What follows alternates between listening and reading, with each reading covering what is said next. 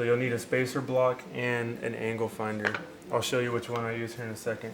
The first step you want to do is take your spacer block, which ours is 4 inches. So and you're going to take your pen, pencil, whatever you want to use, and just kind of draw a line on it, on the wall, using that spacer as a guide. And then in between I have 4 inches too. So I'll glide this down and I'll make a point of intersection, which you see right here. That's key, you're going to need that. And the same thing for the bottom. Now the cool thing about these boxes is that this piece and this piece are exact. They're the same angle, same measurement, same everything.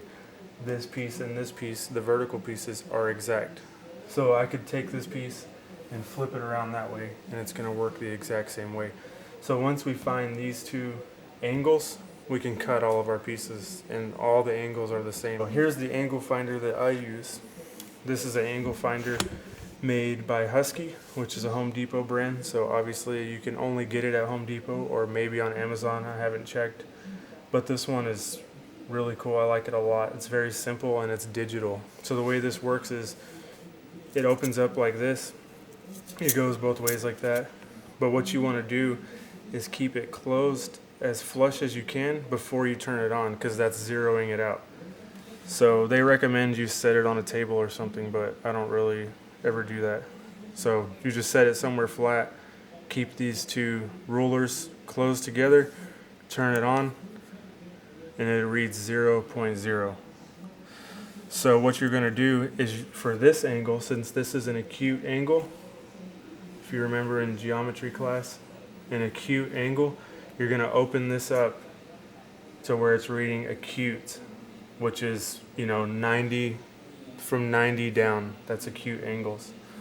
So if you got it right here and it says something less than 90, then you're good. You're doing it the right way. Like right here, you can see mine says 52.5. So that's that angle that I need.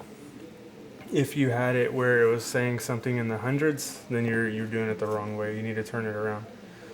See, that says 307. That's totally not an acute angle. So make sure you're reading it the right way on an acute angle. So let's see what I had. I had 52.5. And it's good that when you make these pin lines, that you make them long enough where you can use like the extended part of this ruler. If you have them real short, you may be off a little bit. And that goes for this way and this way. So I'll actually extend that line a little bit on both of these.